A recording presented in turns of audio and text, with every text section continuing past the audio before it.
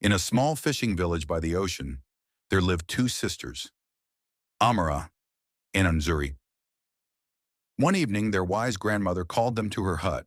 She held two small shells in her hand. "These shells are a gift," she said softly. "They mark your share of the family land. Build your homes here, but build with wisdom." The sisters agreed. Zuri's eyes lit up with excitement. "I will have the biggest house in the village before the moon changes," she declared. Amara only smiled quietly. The very next morning, Zuri began work. She called the strongest men in the village. They chopped palm trees, flattened the ground, and started building. Within a week, her tall, painted house stood proudly by the shore. The villagers admired it. "Zuri, you are truly blessed," they said. Zuri's heart swelled with pride. Amara, on the other hand, took a different path. She spent days walking across her land. She talked to old fishermen about the tides.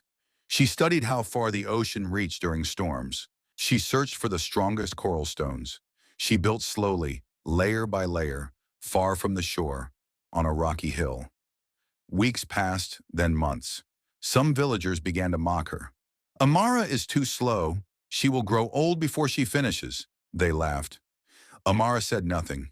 She simply worked with care. One night, the wind began to howl.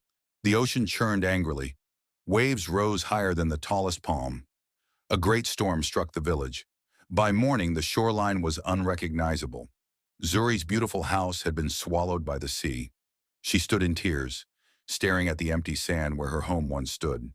But Amara's house, high on the rocky hill, stood untouched. Its walls were dry, its roof strong. The villagers ran to her. "How did you know the ocean would rise so high?" they asked. Amara looked at them and said, "I listened before I built. I learned before I began. A wise home is built with patience, and it will stand when the storm comes."